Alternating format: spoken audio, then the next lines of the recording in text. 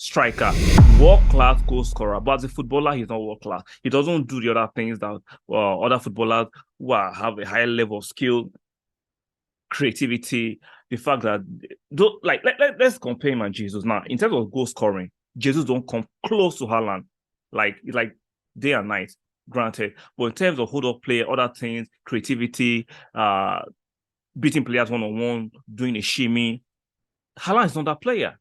There's a reason why he has one of the fewest touches in the box most of the time, even though he scores a lot of goals. Yes, he's later in front of goal, but aside from goal scoring, he doesn't do the other things. Now, let's look at the midfield or the other side of the attack. Nobody wants to talk about Grealish. He has been a flop. £100 million from Aston Villa. The fact that he's not being talked about is farcical. Why? Because Man City keep winning.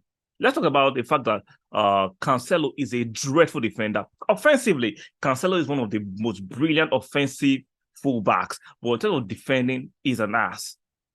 For me, he's more dreadful, he's more farcical, he's more diabolical than Trent. But people focus on Man City 0. Man City 0, Southampton 2. Are you guys surprised? I am not surprised because I've seen this kind of performances this season. If you look at the Newcastle performance, they were lucky to get a draw. If you look at the Brentford performance, they are lucky that it was just 2-0, should have been more. We've seen these performances in Man City for the last few matches, but the legacy media or the mainstream make you believe that Man City are this team that can go on a 10-match winning run. Absolute garbage. It's not happening this season. See, I understand the fact that the antecedents show that they can do it and they've done it before, but there's new information. See, we are not all silly. The fact that most of these pundits, former footballers, yes, they go on this talk show on Sky Sports, on TalkSport. I respect them, right? But their words are not gospel. And there's a bit of critical thinking you and I can apply. I respect the fact that they've played the game. They might know a bit more, but I've watched the game a lot. I've watched over 20,000 hours of football. I'm not silly. There's a reason why the best of footballers don't make the best of coaches. So you cannot tell me their words is gospel because they've played the game. So whatever they say is gospel. Absolute nonsense. Sticking to the Man City against Southampton loss, Man City are not that same. They're not impregnable. Their defense is not as tight. It's not as airtight it has been before. Diaz is out. Stones in and out of form. Akonji in and out of form. For me, Akonji is not even a marquee defender, in my opinion. Even though he plays for Man City, he's not arcade as in average, even at his time as Chelsea. So I don't understand this aura of confidence the mainstream or legacy media tells you that you should have in Man City, that they'll put these strings of victories together. They can't do it. They can barely walk because how are they going to go on this 10-match run? Even though evidence shows us that they can't even do 5-match run this season. Not because they have not actually replaced Jesus.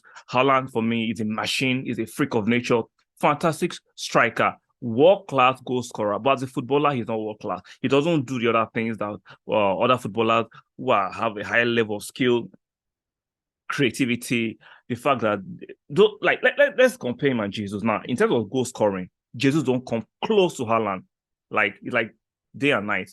Granted, but in terms of hold-up play, other things, creativity, beating players one-on-one, doing a shimmy, Haaland is not that player. There's a reason why he has one of the fewest touches in the box most of the time, even though he scores a lot of goals. Yes, he's later in front of goal, but aside from goal scoring, he doesn't do the other things. Now, let's look at the midfield or the other side of the attack. Nobody wants to talk about Grealish. He has been a flop. £100 million from Aston Villa. The fact that he's not being talked about is farcical. Why? Because Man City keep winning. Let's talk about the fact that Cancelo is a dreadful defender. Offensively, Cancelo is one of the most brilliant offensive fullbacks, but in terms of defending, he's an ass. For me, he's more dreadful, he's more farcical, he's more diabolical than Trent. But people focus on Trent because Liverpool have not been the best this season and they are struggling. So a lot of people focus on Trent. But for me, Joao Cancelo defensively is a bomb. But nobody talks about that. Let's look at their team this evening that they played. Let's look at the lineup. For me, this team should be beating Southampton. Let's look at the defense. They have Sergio Gomez, who is a bomb. Laporte. Now, why will you play Walker as a center half? As a right back, he's done. He has never played as a center half. Why will you play Walker as a center half? Joao Cancelo is a bomb. Phillips, for me, since he made his move from Leeds to Manchester City, he has been struggling. Remember when Pep came out with the bombshell that he was overweight? Now he played today, he was poor. Gundogan, for me, have been fantastic over the years. I think his career at Man City is winding down. The legs are no more there. The experience is there, but the legs are no more there. Palmer, good young player, but today he was very poor. Grealish, for me, is a flop. Nobody talks about him. Alvarez is still finding his feet. I think he will come good, but he tried his best, but his best was not good enough. Foden today struggled. This team should be beating Southampton comfortably, but unfortunately, they struggled. Man City, for me, can still smash Manchester United at the weekend. But I'm just letting you guys know that this kind of games will be coming more often than none. Man City are not that smooth, seamless team that you have seen in the past. Jesus has left the building. Sterling has left the building. Those are two good goal options that they lost.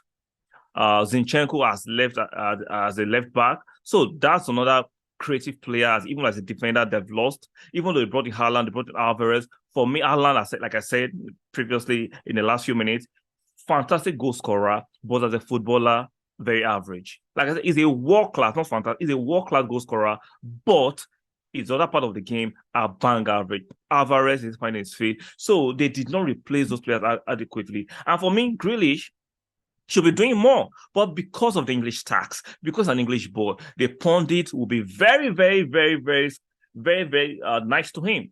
Nobody's calling him out. If Grealish wasn't English, you will know the likes of TalkSport, the likes of Sky Sport, the likes of Daily Mail will be calling out a £100 million player who looks very bang average, but they won't call him out. So this nonsense about Man City can just put 10 runs. They can't put 5 runs together this season.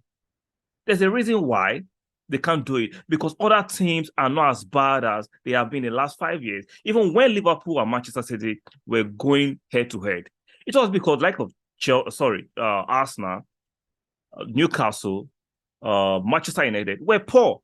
Now that Arsenal, Newcastle, Manchester United are doing well, suddenly the inadequacies of Liverpool and Manchester City, especially Liverpool, are being exposed. Not that Liverpool is as terrible. Now they're going through a tumultuous time, granted, but it's being amplified by the fact that Arsenal, Manchester United, and Newcastle are playing well. That's why it's been amplified. If Newcastle, Arsenal, Manchester United were not playing this great, the performances of Liverpool that we're seeing, or Manchester City, which is while like a yo-yo team at the moment, even though I still expect them to actually play well and still win good games, will not be this amplified. That is a fact. Arsenal, Manchester United, and Newcastle are the one beaming the light on the performances of Manchester City and Liverpool because they are performing better. Now, those years or 2 years ago, when Liverpool and Manchester City were on their own different league, even though they were playing same league, was because these teams were struggling. So this nonsense by the legacy media and mainstream media about that Man City will go on a run in the second half of the season. Nah. I understand the argument of they've done it before, but you have to bring in the analysis of new information. The new information we have is that the likes of Newcastle are playing well. Arsenal is playing under their skin. Manchester United seem to have recovered the form. It seems like Brighton are playing well and acquiring good players. So other teams' deficiencies have been exposed. So stop it. Manchester City are still a very good team. Like I said, they can smash anybody in the league on a good day, but they are not as seamless as what the mainstream will make you think. They are not. They're still a good team, but they are not as strong and impregnable as they'll make you seem. If you like my content, do me a favor by sticking a like on the video. Very, very important. Make sure you subscribe. You're not yet subscribed, and make sure your notification bells are turned on. And I'll see you guys on the next one.